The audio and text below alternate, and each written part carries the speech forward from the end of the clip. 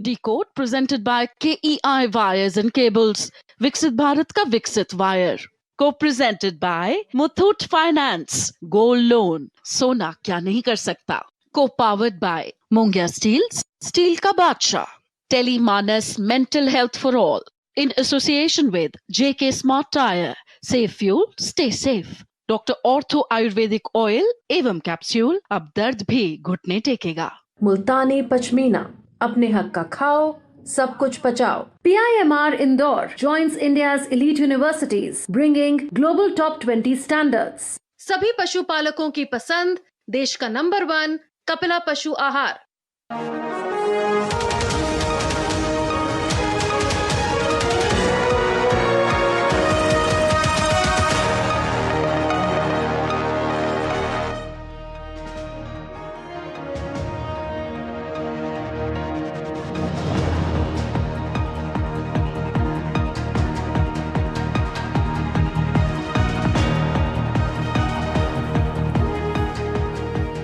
नमस्कार, मैं हूं सुधीर चौधरी और डिकोड में आपका स्वागत है। तो आइए आज की खबरों को आपके लिए डिकोड करते हैं। ईरान युद्ध को लेकर आज की सबसे बड़ी खबर यह है कि युद्ध के 40वें दिन अमेरिका और ईरान के बीच 2 हफ्तों का युद्ध विराम हो चुका है। लेकिन सबसे दिलचस्प बात यह है कि दोनों देश इस युद्ध में अपनी अपनी जीत का दावा कर रहे हैं। दोनों कह रहे हैं कि युद्ध विराम उनकी शर्तों पर हुआ है। ऐसे में सवाल ये उठता है कि अगर दोनों ही जीत गए तो फिर हारा कौन? इसलिए आज हम युद्ध विराम के पीछे छिपी असली कहानी को आपके लिए डिकोड करेंगे और आपको दिखाएंगे कि आखिर अमेरिका के राष्ट्रपति डोनाल्ड ट्रंप की वो कौन सी मजबूरियां थीं जिनकी वजह से ईरान की सभ्यता को मिटाने की धमकी देने के सिर्फ 12 घंटे के बाद ही वो युद्ध विराम के लिए तैयार हो गए। इसके बाद हम युद्ध विराम पर पाकिस्तान की कॉपी पेस्ट वाली डिप्लोमेसी को डिकोड करेंगे। इस युद्ध विराम में सबसे ज्यादा चर्चा पाकिस्तान के प्रधानमंत्री शहबाज शरीफ के एक सोशल मीडिया पोस्ट की हो रही है। इस पोस्ट ने पाकिस्तान के मध्यस्थता के दावे की धज्जियां उड़ा दी हैं। ऐसा लगता है कि इस बातचीत में पाकिस्तान की भूमिका अमेरिका के रिमोट कंट्रोल से संचालित होने वाले एक पोस्टमैन से ज्यादा कुछ नहीं और युद्ध विराम की स्क्रिप्ट इस्लामाबाद में नहीं बल्कि व्हाइट हाउस में लिखी गई थी। आज जब मैं आपको पूरी कहानी बताऊंगा कॉपी पेस्ट वाली, तो आप भी बहुत हंसेंगे। और आखिर में हम इस युद्ध विराम का एक रियलिटी चेक करेंगे। आज सुबह युद्ध विराम की घोषणा हो गई, लेकिन जमीन पर तस्वीर बिल्कुल अलग है। आज दिन भर हमले जारी रहे। ईरान के ऑयल प्लांट पर हमला हुआ, कुवैत पर हमला हुआ और सबसे बड़ा हमला इजराइल ने लेबनान पर किया है। इजराइल के 50 लड़ाकू विमानों ने सिर्फ 1 मिनट में लेबनान के अलग अलग इलाकों पर 160 बम गिराए हैं। क्या अब लेबनान इजराइल और ईरान युद्ध का एक नया मैदान बन चुका है? आज आपको यह भी दिखाएंगे। कल पूरी दुनिया और आप सब भी मंगलवार रात का इंतजार कर रहे थे। लोग सोच रहे थे कि सुबह उठते ही उन्हें जाने कौन सी विध्वंसकारी खबरें देखने को मिलेंगी। आप लोगों ने सबसे पहले सोशल मीडिया और अखबारों को चेक किया होगा और तब जाकर लोगों को पता चला कि डेडलाइन से 90 मिनट पहले अमेरिका और ईरान के बीच युद्ध विराम हो गया। और आज हम इसी युद्ध विराम को आपके लिए डिकोड करेंगे।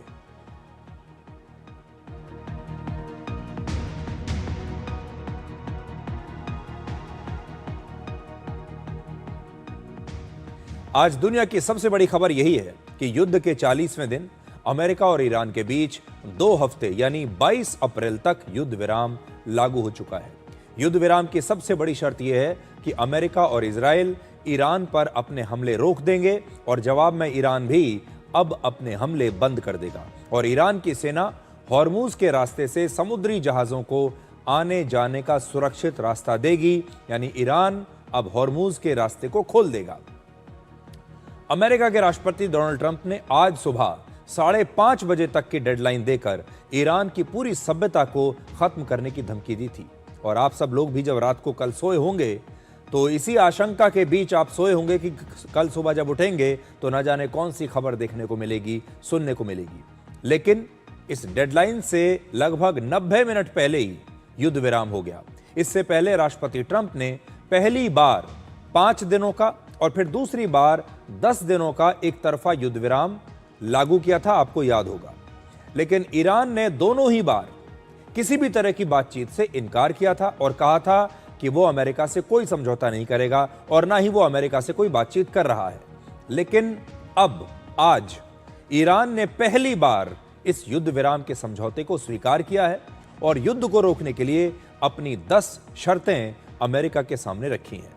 इस युद्ध विराम पर अमेरिका और ईरान के बीच औपचारिक बातचीत 10 अप्रैल को होगी।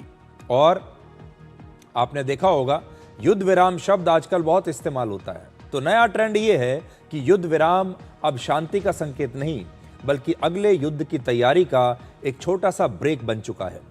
पिछले साल जून में इजराइल और ईरान के बीच एक युद्ध विराम हुआ था जो सिर्फ 8 महीनों में ही टूट गया और हर बार यह युद्ध पहले से ज्यादा खतरनाक और भीषण हो जाता है। दुनिया भर के देश पिछले 40 दिनों से युद्ध विराम की इसी खबर का इंतजार कर रहे थे क्योंकि इस युद्ध की वजह से पूरी दुनिया में ऐतिहासिक ऊर्जा संकट पैदा हो गया है। लेकिन बड़ा सवाल यह है कि क्या 22 अप्रैल के बाद भी ये शांति टिकेगी या एक बार फिर से नए सिरे से ये युद्ध फिर से शुरू हो जाएगा। अब आपको यह बताते हैं कि समझौते के लिए ईरान ने अपनी कौन सी 10 शर्तें रखी हैं।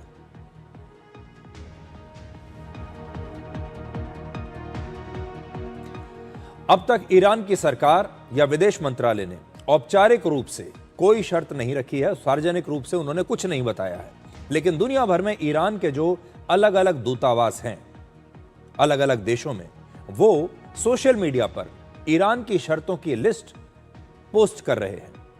तो हमने इन सबको पढ़ा और उन सबको पढ़ने के बाद हम वो इस नतीजे पर पहुंचे हैं जो ईरान इशारा कर रहा है। ये शर्तें हैं। पहली शर्त, अमेरिका और उसके सहयोगी देश भविष्य में अब ईरान पर दोबारा हमला नहीं करेंगे और लेबनान में भी यही युद्ध विराम लागू होना चाहिए। यानी अमेरिका अब दोबारा हमला नहीं करेगा। दूसरा, लेबनान पर भी दूसरा हमला अब नहीं होना चाहिए। दूसरी शर्त, हॉर्मुज के रास्ते पर ईरान का ही कंट्रोल रहेगा। ईरान की सेना हॉर्मुज पर अपना नियंत्रण जारी रखेगी और वही तय करेंगे कि हॉर्मुज से क्या होगा। तीसरी शर्त, ईरान को यूरेनियम को प्रोसेस करने की छूट मिलनी चाहिए। इससे परमाणु बम भी बनाया जा सकता है और इसी शर्त पर सबसे ज्यादा विवाद है क्योंकि ईरान आज भी अपने यूरेनियम को छोड़ने को तैयार नहीं है और कह रहा है कि हम आगे भी यूरेनियम की प्रोसेसिंग करते रहेंगे। और आप जानते हैं इस बात को कि ये इसलिए बहुत जरूरी होता है क्योंकि इसी से परमाणु हथियार बनते हैं, परमाणु बम बनता है। और अमेरिका पहले भी ये कहता रहा है कि हम ईरान को परमाणु हथियार नहीं बनाने देंगे। अब जो बड़ी बात होगी, जो बात बिगड़ सकती है, वो इस पर बिगड़ेगी कि ये यूरेनियम की जो प्रोसेसिंग है ये ईरान में जारी रहती है या नहीं। चौथी शर्त ईरान की है कि ईरान पर लगे अमेरिका के सभी सैंक्शंस और आर्थिक प्रतिबंध हटा दिए जाएं। ईरान के खिलाफ यूनाइटेड नेशंस सिक्योरिटी काउंसिल के सभी फैसले भी, सारे रेजोल्यूशंस भी अब निरस्त कर दिए जाएं। ईरान के खिलाफ इंटरनेशनल एटॉमिक एनर्जी एजेंसी के भी सभी प्रतिबंध, सभी फैसले अब निरस्त कर दिए जाएं और विदेशों में ईरान का जो पैसा जब्त किया गया है वो पैसा ईरान को वापस मिलना चाहिए। पांचवी शर्त, ईरान को युद्ध में जो भी नुकसान हुआ है अमेरिका को उस नुकसान का मुआवजा देना पड़ेगा। आज ईरान ने यह भी कहा कि अमेरिका पर उसका भरोसा समाप्त हो चुका है, इसलिए अब वो बहुत संभल कर आगे बढ़ रहा है। This time there is a big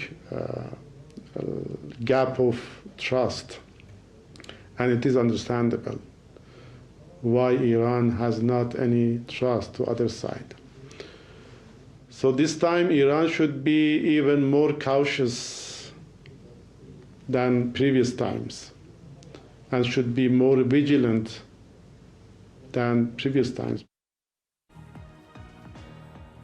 तो आपने ईरान की सारी शर्तें देख ली और ईरान असल में ये युद्ध विराम अपनी शर्तों पर करना चाहता है। सारी शर्तें बहुत मुश्किल हैं और ईरान को मुआवजा चाहिए अमेरिका से। जितना भी नुकसान किया है उसकी भरपाई अमेरिका करेगा। अमेरिका दोबारा से हमला नहीं करेगा। अमेरिका दोबारा से लेबनान पर भी हमला नहीं करेगा। इसके अलावा ईरान अपना जो परमाणु बम का जो कार्यक्रम है, हालांकि वो सीधे सीधे ये बात नहीं कहते, लेकिन यूरेनियम प्रोसेसिंग वो जारी रखना चाहते हैं। ये सारी शर्तें उन्होंने रखी हैं और अमेरिका ने जितने प्रतिबंध लगाए हैं ईरान पर इससे पहले, जो सैंक्शंस लगाए हुए हैं, वो सारे भी हटने चाहिए।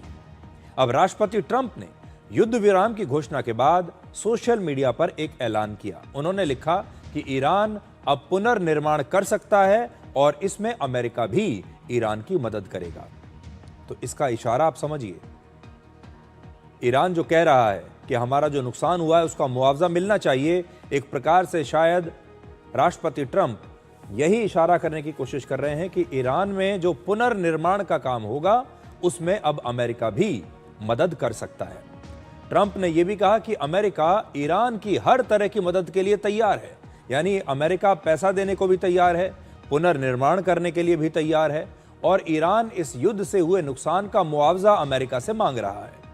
लेकिन ट्रंप ने अब तक यह स्पष्ट नहीं किया है कि अमेरिका ईरान के पुनर्निर्माण में आर्थिक मदद कितनी देगा, कितना पैसा लगाएगा, यह अभी तक उसने कुछ नहीं बताया है।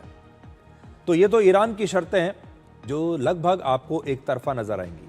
अब अमेरिका की शर्तें देखिए। अमेरिका ने जो शर्तें रखी हैं वो ईरान को ना तो पसंद आएंगी और ना ही शायद ईरान उन्हें स्वीकार करेगा।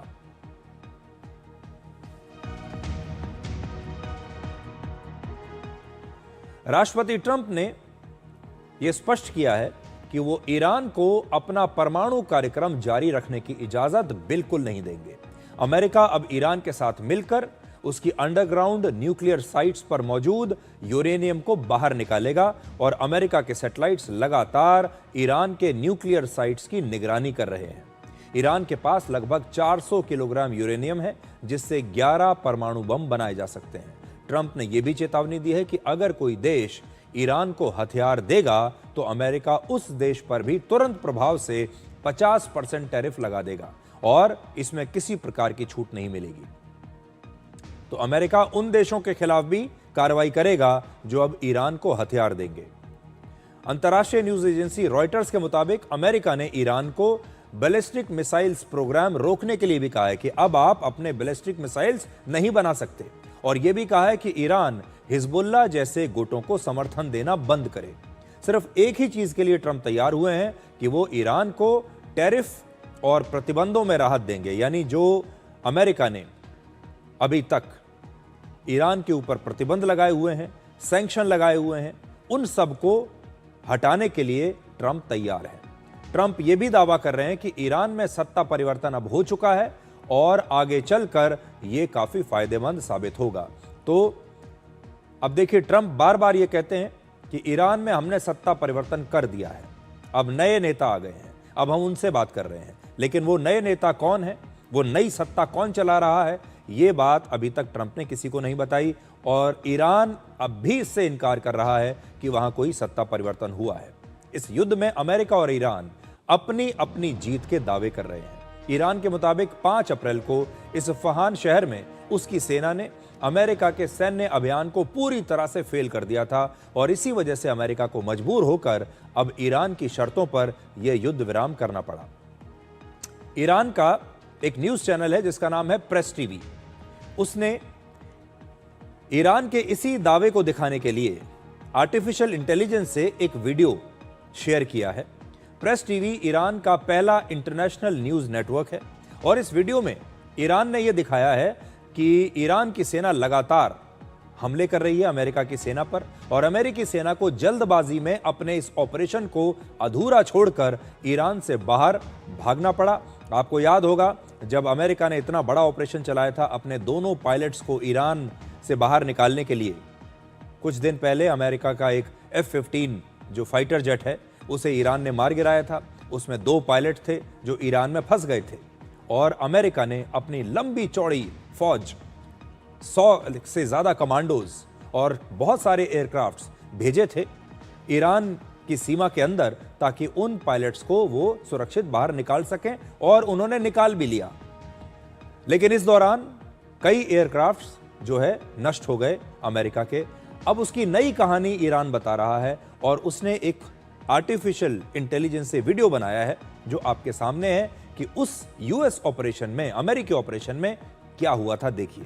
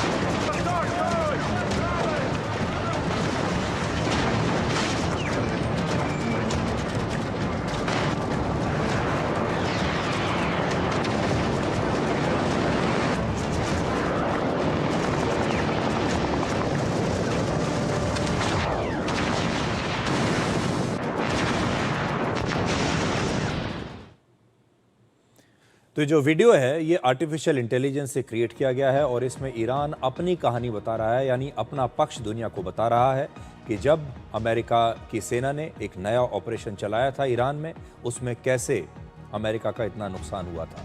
और आपको याद होगा अमेरिका ने तब यह दावा किया था कि उसके जो कुछ एयरक्राफ्ट और हेलीकॉप्टर्स उड़ने की हालत में नहीं रहे थे, उनमें क्षतिग्रस्त वो हो गए थे। तो ईरान में मौजूद अपने इन एयरक्राफ्ट्स को अमेरिकी सेना ने खुद से ही नष्ट कर दिया था। और इस वीडियो में भी आप देखेंगे तो आपको यही नजर आएगा कि जब अमेरिकी सेना वहां से जा रही है तो उन्होंने अपने इन एयरक्राफ्ट्स को खुद ही वहां पर नष्ट कर दिया है। तो अब जब युद्ध होता है तो उसमें नैरेटिव बहुत जरूरी होता है, किस देश की कहानी दुनिया तक कैसे पहुंच रही है। और उसके लिए अब दोनों ही देश वीडियोस का इस्तेमाल कर रहे हैं, आर्टिफिशियल इंटेलिजेंस का इस्तेमाल कर रहे हैं, ग्राफिक्स का इस्तेमाल कर रहे हैं और अपना पक्ष दुनिया तक रख रहे हैं। अमेरिका कहता है कि वो जीत गया और ईरान ये कहता है कि हमने अमेरिका को जीतने नहीं दिया। अब राष्ट्रपति ट्रंप के लिए ईरान युद्ध उनके राजनीतिक करियर की सबसे बड़ी चुनौती बन गया था और इस युद्ध से उनका कंट्रोल धीरे धीरे खत्म हो रहा था। इसलिए बहुत सारे लोग ये भी जानना चाहेंगे, आज आप सब लोग भी जानना चाहेंगे कि आखिर ट्रंप की वो कौन सी मजबूरियां थीं कि ट्रंप ने बिना क्लियर जीत हासिल किए ये युद्ध विराम कर लिया, वो इस युद्ध विराम के लिए तैयार हो गए। तो अब देखिए ट्रंप की मजबूरियां।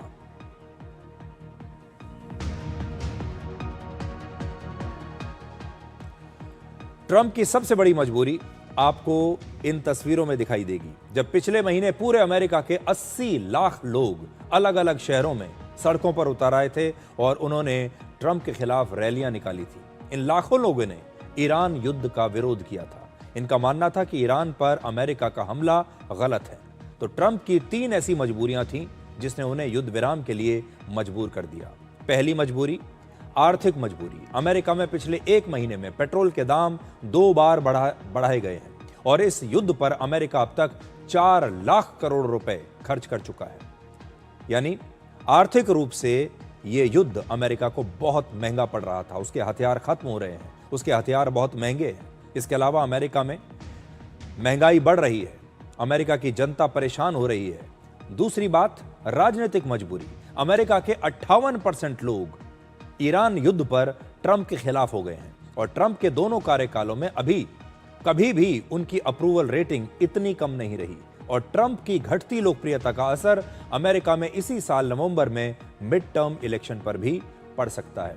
तो अभी जितने भी सर्वेज हो रहे हैं अप्रूवल रेटिंग के बारे में अमेरिका में, उन सब में यह बात सामने आ रही है कि ट्रंप की लोकप्रियता बहुत तेजी से नीचे जा रही है और ट्रंप इस बात को लेकर बहुत परेशान होंगे। वो अपनी देश की जनता को, अपने देश के नेताओं को इस बात पर कन्विंस नहीं कर पाए, उन्हें भरोसा नहीं दिला पाए कि ये ईरान का युद्ध अमेरिका के लिए जरूरी क्यों था। और इसीलिए ज्यादातर लोग आज इस ईरान युद्ध पर अमेरिका के फैसले के साथ नहीं है, ट्रंप के साथ नहीं है। और तीसरा है उनकी कूटनीतिक मजबूरी। इस युद्ध में नेटो और ट्रंप के मतभेद खुलकर सामने आ गए। अमेरिका के जो सहयोगी देश हैं वही अमेरिका के साथ नहीं खड़े हैं और इस युद्ध में ट्रंप अलग थलग पड़ गए, अकेले पड़ गए। इस युद्ध में नेटो देशों ने ट्रंप को अकेले छोड़ दिया, उन्हें कोई मदद नहीं की और लगातार वो ये कहते रहे कि ये नेटो का युद्ध नहीं है, ये अमेरिका का युद्ध है। चाहे वो ब्रिटेन हो, चाहे फ्रांस हो, चाहे ऑस्ट्रेलिया हो, चाहे स्पेन हो। लेकिन इस युद्ध की वजह से रशिया और चीन को लगातार कूटनीतिक फायदा मिल रहा था। रशिया के राष्ट्रपति व्लादिमीर पुतिन को सबसे ज्यादा फायदा हो रहा था क्योंकि उनका तेल दुनिया भर में बिक रहा था। चीन की जो स्थिति थी वो मजबूत हो रही थी। युद्ध की शुरुआत में ट्रंप ने खुद को एक बहुत ही मजबूत नेता के तौर पर पेश किया, एक सुपर पावर के तौर पर जो दुनिया में किसी भी देश में जाकर घुस सकता है, उस देश से जो चाहे वो मनवा सकता है, ये उनकी छवि थी। लेकिन अब उनकी ये शक्तिशाली छवि संकट में आ गई थी क्योंकि ईरान में उन्हें क्लियर कट जीत मिल नहीं रही थी। तो इसकी वजह से ट्रंप और अमेरिका को पैसे का नुकसान हो रहा है, उनकी अर्थव्यवस्था खराब हो रही है, हथियार खत्म होते जा रहे हैं, अमेरिका में महंगाई बढ़ रही है। राजनीति के हिसाब से अगर आप देखेंगे तो लोग उनके खिलाफ हो रहे हैं, उनकी लोकप्रियता कम हो रही है और अंतर्राष्ट्रीय कूटनीति के हिसाब से देखेंगे तो उसमें भी ट्रंप अब बिल्कुल अलग थलग पड़ गए हैं। सिर्फ एक पाकिस्तान जरूर है जो उनके साथ लगातार काम कर रहा है, उनके हाँ में हाँ मिला रहा है। लेकिन ट्रंप के जो अपने दोस्त थे, यानी नेटो के देश, पश्चिमी देश, उन्होंने किसी ने भी ट्रंप का साथ नहीं दिया। ट्रंप पर युद्ध विराम का दबाव था और ईरान इस युद्ध को लंबा खींचना चाहता था और इसे लंबा खींचकर वो अपने दबाव को और बढ़ा रहा था। ईरान ऐसे दिखाता था जैसे उसे युद्ध विराम की कोई जल्दी नहीं। ईरान पूरी दुनिया को यह बता रहा था कि हम तो अपना लंबा युद्ध लड़ने के लिए तैयार हैं, हम अपने सुरक्षा करने के लिए, मर मिटने के लिए भी तैयार हैं। लेकिन अमेरिका को पहले दिन से ही जल्दी थी कि कैसे ये वॉर जल्दी से जल्दी खत्म हो, इसलिए उसने पहले ही अपना पूरा जोर लगा दिया। लेकिन तब भी अमेरिका जीत नहीं पाया। अगर इस युद्ध का कोई एक ही विजेता है इस समय अगर आप पूछें, तो आज भी हम यही कहेंगे कि ईरान इस युद्ध में जीत गया। इस युद्ध में ईरान न तो अमेरिका के सामने झुका और न ही लगातार हमलों के बावजूद ईरान में सत्ता परिवर्तन हुआ। दुनिया का सबसे ताकतवर देश, दुनिया की सबसे बड़ी सेना, शक्तिशाली सेना होने के बावजूद अमेरिका ईरान को सरेंडर करने के लिए मजबूर नहीं कर पाया। अमेरिका ईरान की जो रिजीम है, सरकार है, वहाँ का नेतृत्व है, उसे बदल नहीं पाया। और ईरान की जो जनता कुछ दिन पहले अपने ही सरकार के खिलाफ विरोध प्रदर्शन कर रही थी, अपनी सरकार से छुटकारा पाना चाहती थी, वो सारी जनता भी एक हो गई और अब वो ईरान की तरफ से अमेरिका से लड़ना चाहती है। और ईरान, जिसके पास दुनिया की 16वें नंबर की सेना है, वो दुनिया की सबसे शक्तिशाली 1 नंबर की सेना के जवाबी हमले के सामने 40 दिनों तक टिका रहा। और अब यह युद्ध विराम भी ईरान की शर्तों पर हुआ है, ऐसा लगता है। इसलिए इस युद्ध विराम को अमेरिका की हार और ईरान की जीत माना जा सकता है। बहुत सारे लोग इसे मान रहे हैं, हालांकि दोनों की अपनी अपनी कहानियां होंगी। आज ईरान के कई शहरों में हजारों लोगों ने सड़कों पर उतरकर इस युद्ध विराम को अपनी जीत बताया है और झंडे लहराकर वहां की जनता जश्न मना रही है। लेकिन ऐसा जश्न आपको अमेरिका में दिखाई नहीं देगा। अमेरिका में कोई जश्न नहीं मना रहा। अमेरिका में तो ट्रंप का विरोध हो रहा है। लेकिन ईरान के लोग अब अपनी सरकार के साथ खड़े हैं और इस युद्ध विराम को अपनी जीत मानकर इसका जश्न मना रहे हैं। लेकिन अमेरिका में जश्न नहीं हो रहा।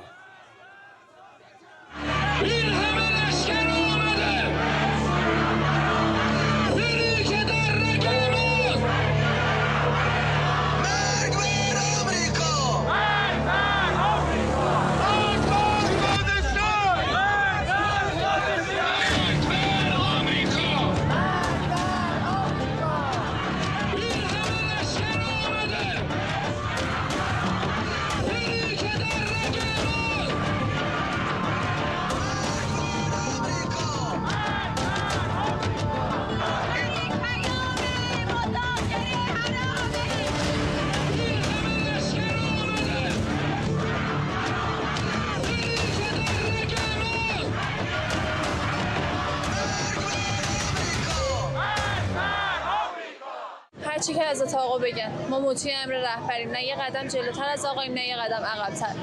صلاح بدونن آتش بس میکنیم، صلاح ندونن تا ابد ما حاضریم تو خیابون بمونیم و بجنگیم. پایبند که نیستن، ولی خب الان بازی عوض شده. الان آمریکا فهمیده که ابرقدرت ایرانه. قطعا اگر عمل نکنه ما جور دیگه‌ای باش برخورد میکنیم. آرامش گوش بده ولی متاسفانه کسی داره با ما صحبت کنه اصلا قابل اطمینان نیست، چون چندین بار ما تجربه کردیم، هم توی جبهه مقاومتی تجربه رو داشتیم که با تله آتش بس خودش رو تجهیز کرد و دوباره ضربه محکم‌تری زد. هم جنگ 12 روزه ما این رو داشتیم. पूरी दुनिया के लोगों को जो एक बात समझ में नहीं आ रही वो ये है कि इस युद्ध का अमेरिका को फायदा क्या हुआ। अब आपको ये बताते हैं कि इस युद्ध में कौन जीता और कौन हारा।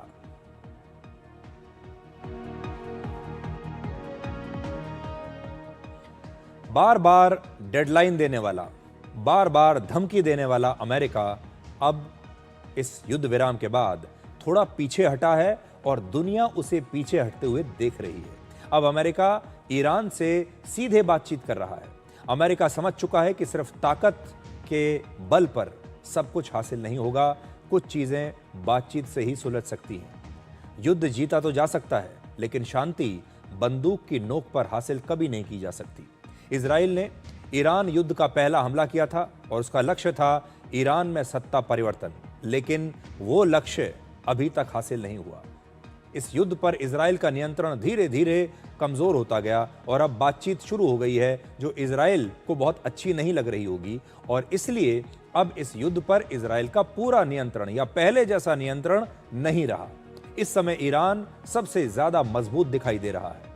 लगातार हमलों के बावजूद भी उसने अपनी शर्तें नहीं छोड़ी और अब ईरान एक टारगेट नहीं बल्कि मजबूत नेगोशिएटर बनकर बातचीत की टेबल पर बैठा है और सीधे आंखों में आंख डालकर अमेरिका से बात कर रहा है। ईरान अब अमेरिका से सारे प्रतिबंध हटाने, सुरक्षा की गारंटी देने और पूरे इस इलाके में अपनी सेना यहां से हटाने की मांग कर रहा है।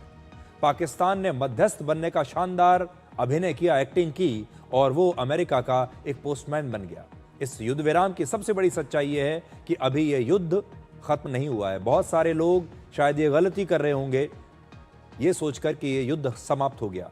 ये युद्ध समाप्त नहीं हुआ है और ये युद्ध विराम शांति नहीं है, बल्कि अब इस युद्ध का अगला चरण शुरू हुआ है जिसमें दबाव और बातचीत दोनों साथ साथ चलेंगे, जिसमें धमकी और बातचीत दोनों साथ साथ रहेंगे।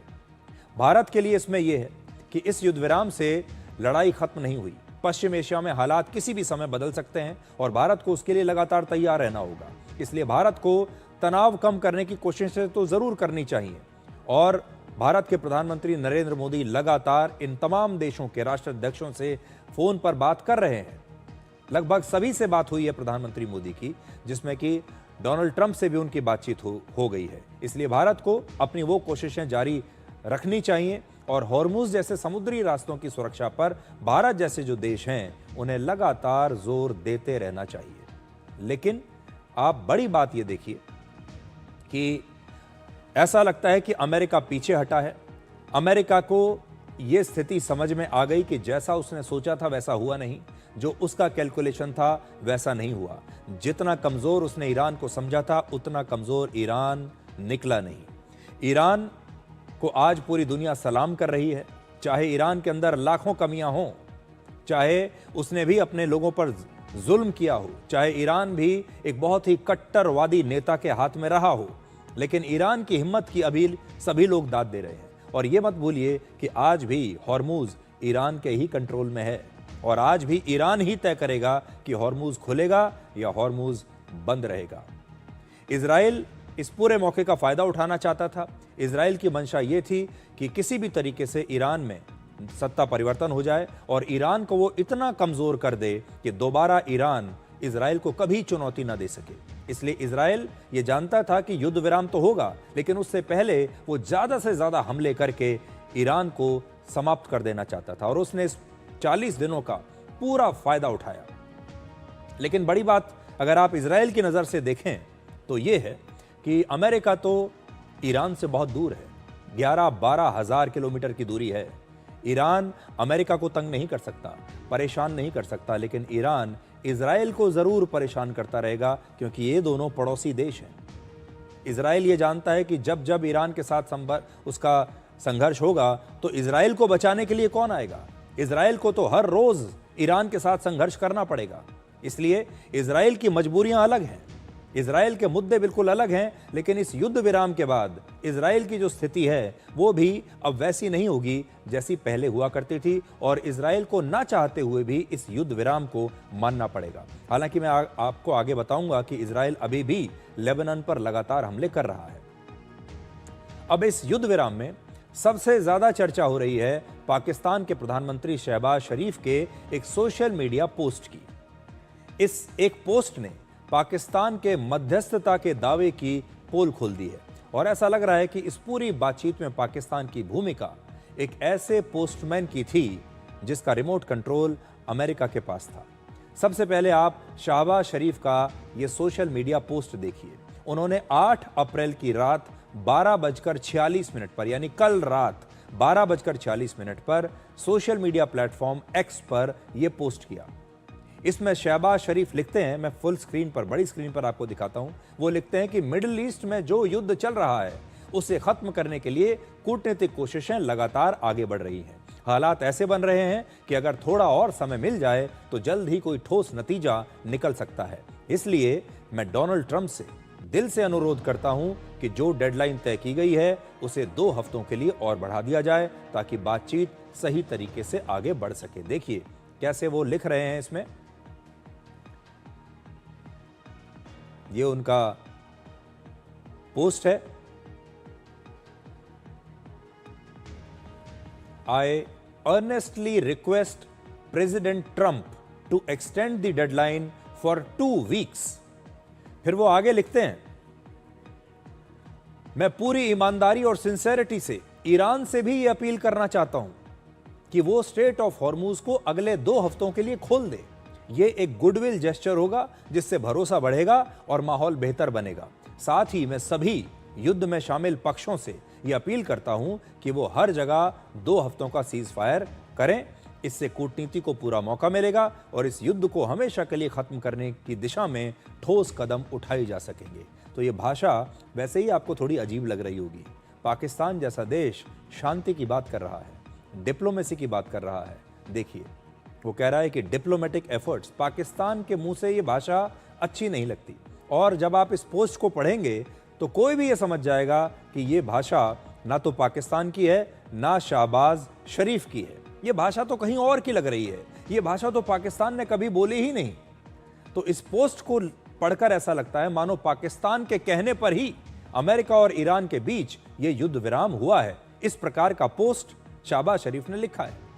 उन्होंने सोचा कि मैं पहले सारी चीजें शर्तें लिख देता हूं कि हॉर्मूज को ईरान खोल दे और अमेरिका 2 हफ्ते का युद्ध विराम कर दे।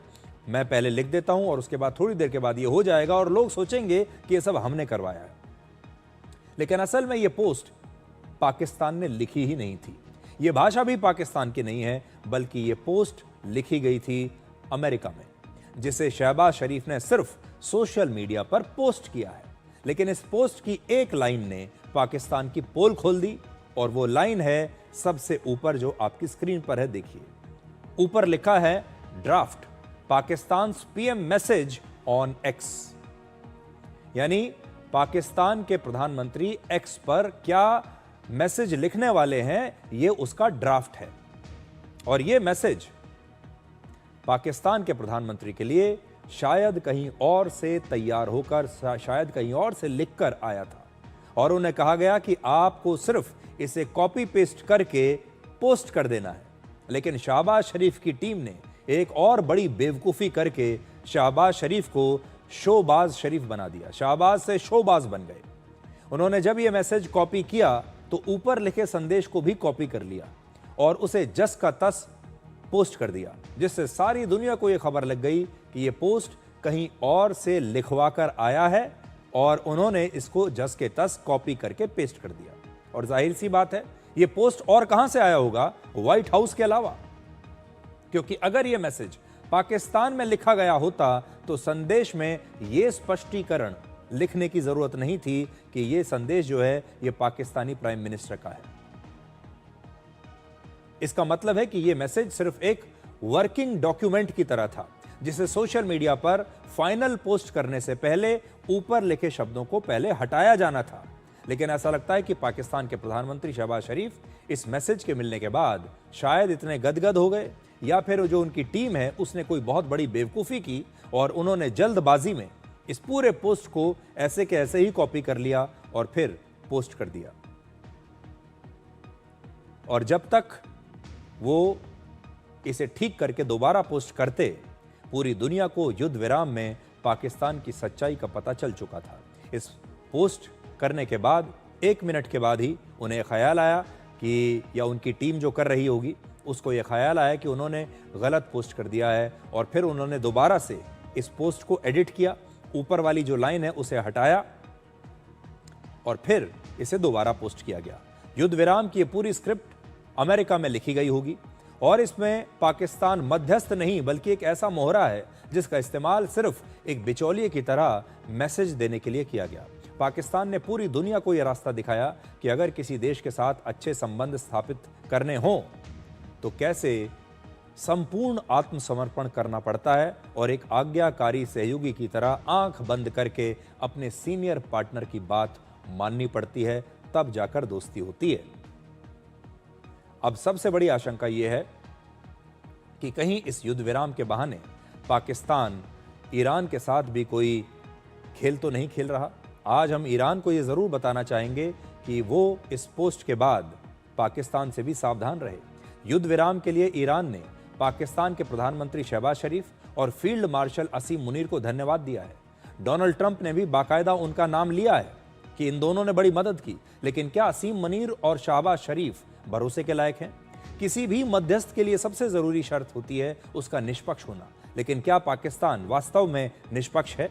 ऐसा लगता है कि इस युद्ध विराम में पाकिस्तान केवल अमेरिका के आदेशों का पालन कर रहा है और शहबाज शरीफ आंखों पर पट्टी बांधकर सिर्फ अमेरिका का संदेश न सिर्फ पोस्ट कर रहे हैं बल्कि उसी को आगे बढ़ा रहे हैं। ये ठीक वैसा ही है जैसे अगर आपका किसी के साथ कभी झगड़ा हो जाए और सुलह कराने वाला मध्यस्थ आपके दुश्मन से पहले ही मिला हुआ हो, तो ये आपके साथ कितना बड़ा धोखा होगा। ऐसे में आप उस पर कैसे भरोसा कर सकते हैं कि क्या वो आपके हित की बात करेगा या वो आपके दुश्मन को फायदा पहुंचाएगा?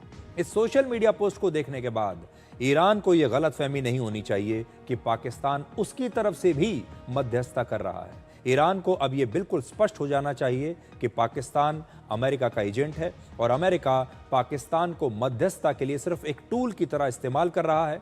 पाकिस्तान को पेश तो कर रहा है दुनिया के सामने मध्यस्थता के लिए, लेकिन सब कुछ हो वही रहा है जो अमेरिका चाहता है। वैसे ईरान और पाकिस्तान के बीच अविश्वास का रिश्ता बड़ा पुराना रहा है, जिसमें भरोसा कम और शक ज्यादा है। ईरान और पाकिस्तान एक दूसरे पर आतंकवादियों को शरण देने का आरोप लगाते रहे हैं और वर्ष 2024 में ईरान और पाकिस्तान एक दूसरे पर हमला भी कर चुके हैं। इसलिए अगर ये युद्ध विराम टूटता है तो पाकिस्तान ईरान का साथ देने के बजाय अमेरिका का साथ ही देगा। और देखिए, ये भी एक बात है कि ऐसे में जब डोनाल्ड ट्रंप का साथ उनके अपने ही सहयोगी देश नहीं दे रहे थे, नेटो देश नहीं दे रहे थे, यहां तक कि नेटो के देश भी इस युद्ध का विरोध कर रहे थे और ट्रंप पर ही सवाल उठा रहे थे, नेटो देशों ने यह दिखा दिया कि उनकी रीढ़ की हड्डी अब भी मौजूद है और वो हर बात पर ट्रंप की हां में हां नहीं मिलाते। इस समय ट्रंप को एक ऐसे आज्ञाकारी प्रधानमंत्री की जरूरत थी जो बिना अपना दिमाग लगाए सिर्फ उनके आदेशों का पालन करे, और शहबाज शरीफ इस कसौटी पर बिल्कुल खरे उतरे। उन्होंने पूरी दुनिया को सिर्फ एक सोशल मीडिया पोस्ट करके ये बता दिया कि वो ट्रंप की बातों को बिना किसी कांट छांट और बिना कोई सवाल उठाए तुरंत मान लेते हैं। तो यहां पर पूरी दुनिया को यह देखना होगा। बहुत सारे लोग भारत से भी पूछते हैं कि भारत ने मध्यस्थता क्यों नहीं की, और उस समय भारत के विदेश मंत्री ने भी ये बात कही थी कि भारत दलाली नहीं करता, लेकिन पाकिस्तान करता है। असल में डोनाल्ड ट्रंप एक ऐसे देश को ढूंढ रहे थे, एक ऐसे नेता को ढूंढ रहे थे, एक ऐसे प्रधानमंत्री और एक ऐसे आर्मी चीफ को ढूंढ रहे थे जो उनसे कोई सवाल न करे। वो वहां से जो उन्होंने लिख कर दे दिया, वो लोग चुपचाप उसी को कॉपी पेस्ट करके तुरंत सोशल मीडिया पर कह दें। ऐसा देश, ऐसा नेता जिसके भाषण व्हाइट हाउस से लिख कर यहां आते हों, उनके क्या बयान होंगे, वो प्रेस में क्या बात कहने वाले हैं, सारी स्क्रिप्ट व्हाइट हाउस से अगर आएगी और वो उसे बोल देंगे, ऐसे लोगों की तलाश थी। ऐसे पैरामीटर पर भारत जैसा देश फिट नहीं बैठता, और इसीलिए दुनिया भर के सारे देशों को आप छोड़िए, दुनिया में देशों की कमी नहीं है। रशिया भी था, चीन भी था, बाकी के देश भी थे, लेकिन अमेरिका ने सिर्फ पाकिस्तान को चुना। ट्रंप ने शहबाज शरीफ और असीम मुनीर को चुना क्योंकि वो जानते थे कि कठपुतली की तरह यही लोग इस्तेमाल हो सकते हैं। असल में इसमें कोई मध्यस्थ है ही नहीं, और मध्यस्थता के नाम पर अमेरिका ने अपनी एक कठपुतली इस टेबल पर बैठा रखी थी, और वो है पाकिस्तान। डोनाल्ड ट्रंप ने खुद इस बात को कबूल भी किया है कि इस युद्ध विराम के लिए उन्हें अपने सबसे बड़े विरोधी चीन की भी मदद लेनी पड़ी, और वो विरोधी का नाम है चीन, जैसा आप जानते हैं। ट्रंप ने खुद यह माना है कि चीन ने भी ईरान को युद्ध विराम के लिए बातचीत करने के लिए राजी किया है। चीन के विदेश मंत्रालय ने भी कहा है कि चीन ने पश्चिम एशिया में स्थायी शांति स्थापित करने के लिए अपने स्तर पर प्रयास किया है। हालांकि अभी तक यह स्पष्ट नहीं है कि चीन ने ईरान को बातचीत के लिए कैसे राजी किया, यह भी कोई नहीं जानता, लेकिन चीन का नाम भी धीरे धीरे आ रहा है। आज का सबसे महत्वपूर्ण सवाल यह है कि क्या वाकई युद्ध विराम हो चुका है या ये सिर्फ एक कागज पर लिखा गया एक प्लान है? क्या ये सिर्फ एक कागजी प्लान है? अब हम इसी युद्ध विराम की सच्चाई का एक रियलिटी चेक करेंगे। ईरान ने इस युद्ध विराम में लेबनान को भी शामिल करने की शर्त रखी थी और कहा था कि लेबनान पर भी अब और कोई हमला नहीं होना चाहिए। लेकिन युद्ध विराम के बाद भी इजराइल ने लेबनान पर लगातार हमले किए हैं और 2023 के बाद अब तक का सबसे बड़ा हमला इजराइल ने किया है लेबनान पर। आज इजराइल के 50 फाइटर जेट्स ने मिलकर सिर्फ 1 मिनट के अंदर अंदर लेबनान के अलग अलग इलाकों पर 160 बॉम्ब गिराए हैं।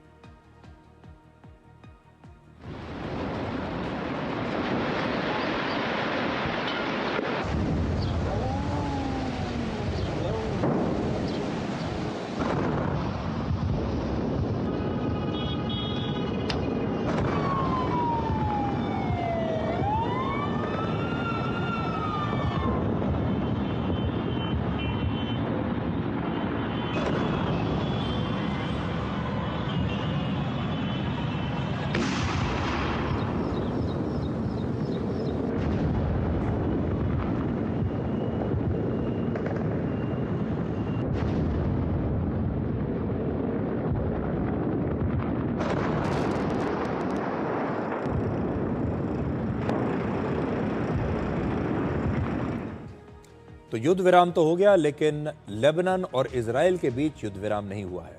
इन हमलों के बाद ईरान ने अब से थोड़ी देर पहले कहा है कि हॉर्मुज का रास्ता तभी खुलेगा जब लेबनान में भी युद्ध विराम लागू होगा। और अब ऐसा लग रहा है कि लेबनान ही युद्ध का नया मैदान बन सकता है, क्योंकि लेबनान पर हमले शुरू हो गए हैं। हमले सिर्फ लेबनान पर ही नहीं बल्कि ईरान पर भी अब भी चल रहे हैं। ईरान की एक ऑयल रिफाइनरी पर आज ही नया हमला हुआ है और ईरान का आरोप है कि युद्ध विराम की घोषणा के बाद भी अमेरिका और इजराइल ने यह हमला किया है।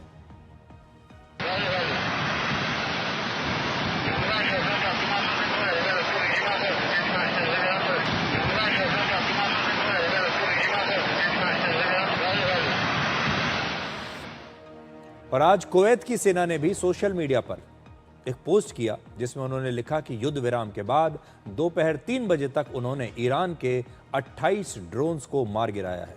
ईरान के ये ड्रोन कुवैत की तेल रिफाइनरीज, पावर स्टेशन और पानी के प्लांट पर हमला कर रहे थे।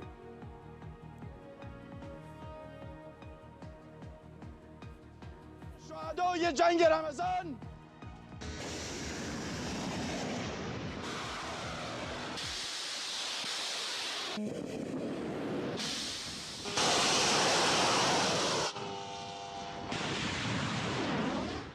बेइंतकाम खून शुहादाए जंग रमजान।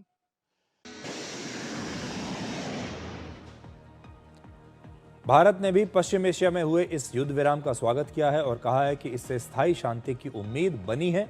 और भारत ने साफ कहा कि हालात सुधारने के लिए बातचीत और कूटनीति ही सबसे सही रास्ता है।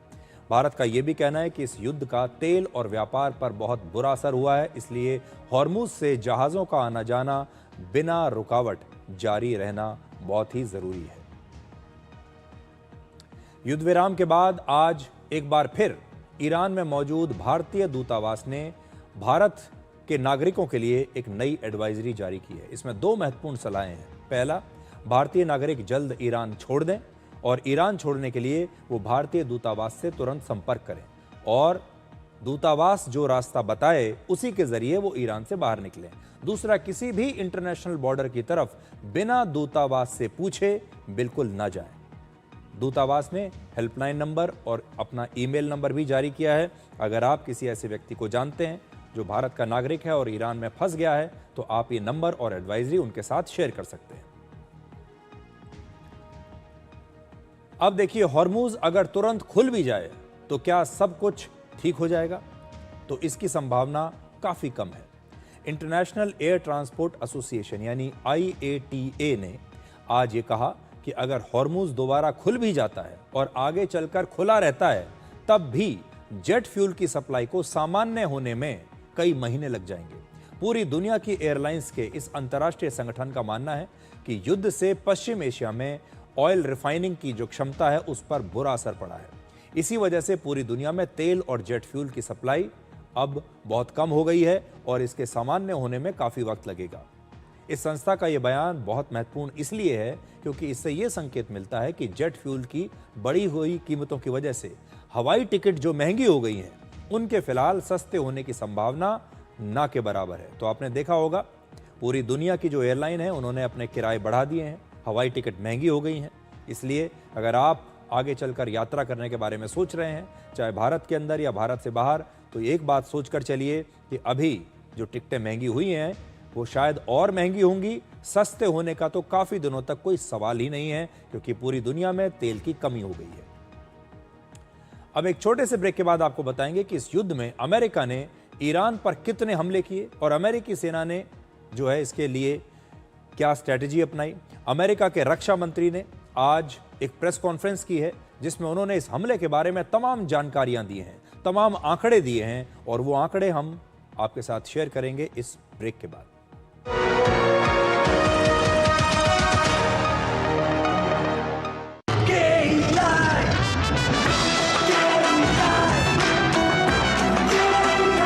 विकसित भारत का विकसित भारत।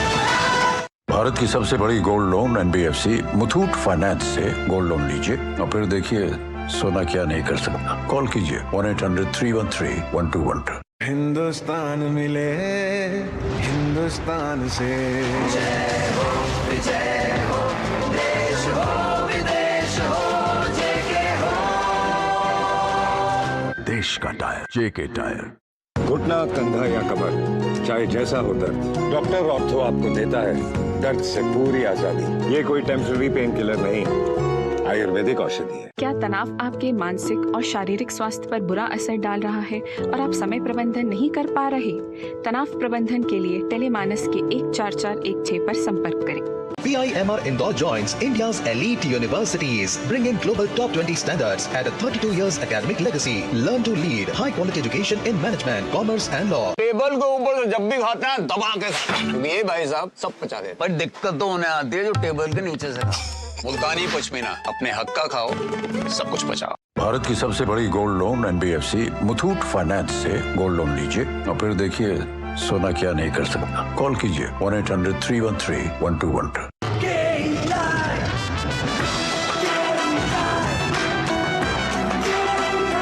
विकसित भारत का विकसित भारत।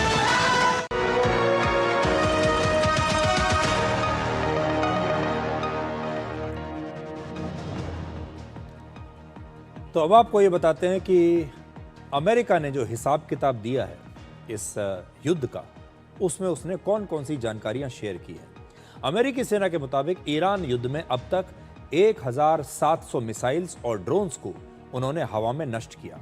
इसके अलावा 10,000 से ज्यादा मिशन लॉन्च करके ईरान में 13,000 लक्ष्यों पर अमेरिकी सेना ने हमले किए।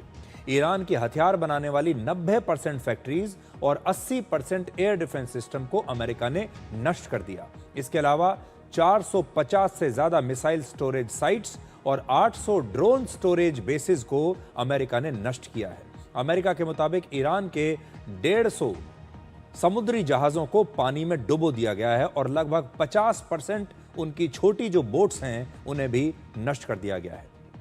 अमेरिका के रक्षा मंत्री पीट हेग्सेथ ने अमेरिकी सेना की आज बड़ी तारीफ की और कहा कि अब ईरान को कभी भी परमाणु हथियार बनाने का मौका दोबारा नहीं दिया जाएगा। Under the terms, any nuclear material they should have will be removed. Any material, they should not have will be removed. Right now, their dust is deeply buried and watched 24/7 overhead. The president has been clear from the beginning, there will be no Iranian nuclear weapons. Period. Full stop. Other presidents said it. President Trump did it. और अमेरिकी सेना ने यह भी बताया है कि Iran युद्ध के दौरान अमेरिका के सैनिकों ने 60 लाख मील्स खाए और 9,50,000 गैलन से ज्यादा उनके सैनिकों ने कॉफी पी है। उन्होंने यह भी बताया कि युद्ध के दौरान अमेरिकी सेना ने 20 लाख एनर्जी ड्रिंक्स भी पिए। Along the way, we consume more than 6 million meals, and by my estimate, more than 950,000 gallons of coffee, 2 million energy drinks, and a lot of nicotine, but I am not saying that we have a problem. तो अब बड़ी बात यह है कि जब तक Israel Lebanon पर अपने हमले बंद नहीं करता, तब तक ये युद्ध विराम पूरे तौर पर लागू नहीं होगा। और ईरान बार बार ये कह रहा है कि लेबनान पर हमले बंद होने चाहिए। अगर लेबनान पर हमले होते रहेंगे तो वो हॉर्मुज को नहीं खोलेगा। अब एक छोटा सा ब्रेक, और ब्रेक के बाद डी कोड जिंदगी में आपको दिखाएंगे आज का विचार।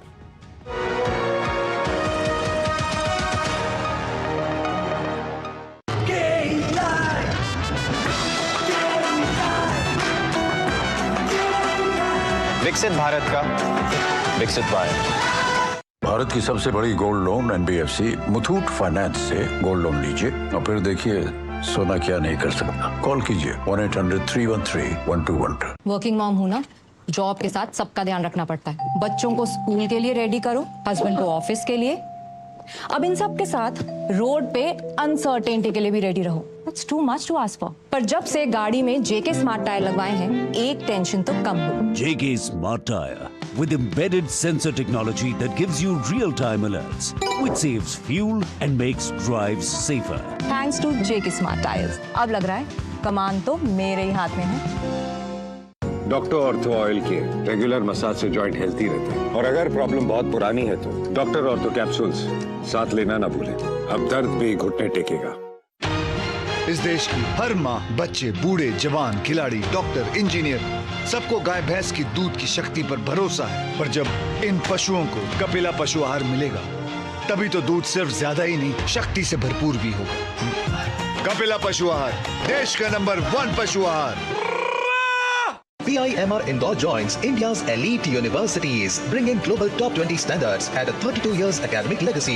Learn to lead high quality education in management, commerce and law. क्या आप परेशानियों से घिरे हैं? मन भारी है और कोई रास्ता नजर नहीं आ रहा? याद रखें, समाधान आपके पास है। टेलीमानस के निःशुल्क नंबर 14416 पर कॉल करें। कहीं से भी, कभी भी, 24 घंटे यह सुविधा उपलब्ध है। यहाँ आपकी बात सुनी जाती है, समझी जाती है और आपको सही दिशा दी जाती है। आप अकेले नहीं हैं, मदद बस एक कॉल दूर है। गोल्डी मसाले के 100 ग्राम के स्पेशल पैक्स में फ्रेशनेस लॉक है। ऐसे गोल्डी मसाले जहां जाएं रिश्ते बनाएं।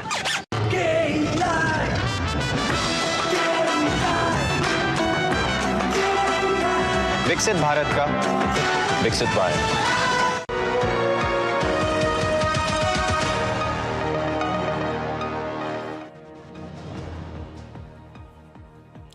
वैसे तो चांद को आप हमेशा दूर से देखते हैं, लेकिन आज हम आपको चंद्रमा की पृथ्वी से बहुत नजदीक की शानदार तस्वीरें दिखाते हैं। इन तस्वीरों को देखकर आपको शायद ऐसा लगेगा कि ये AI से बनी हैं, लेकिन ये सभी तस्वीरें असली हैं। ये तस्वीरें नासा के आर्टेमिस 2 मिशन के दौरान ली गई हैं और इन तस्वीरों को नासा ने ही रिलीज किया है। आज आपको चांद के बेहद करीब लेकर चलते हैं।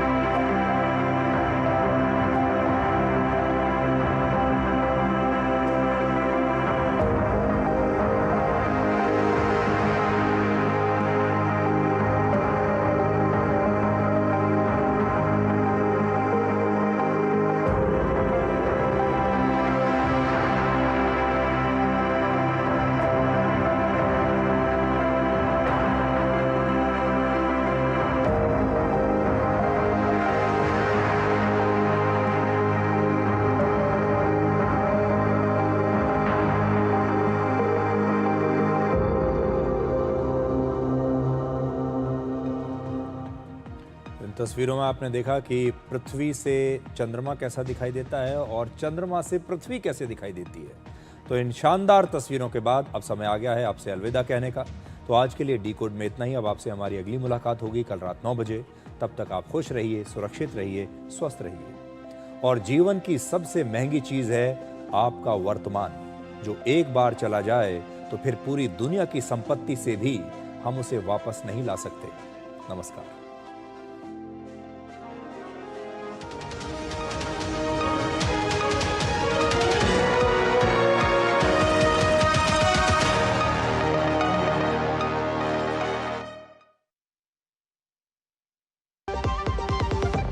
महाशय धर्मपाल जी के 130वें जन्मदिन पर MDH मसालों पर पाइए 10% एक्स्ट्रा।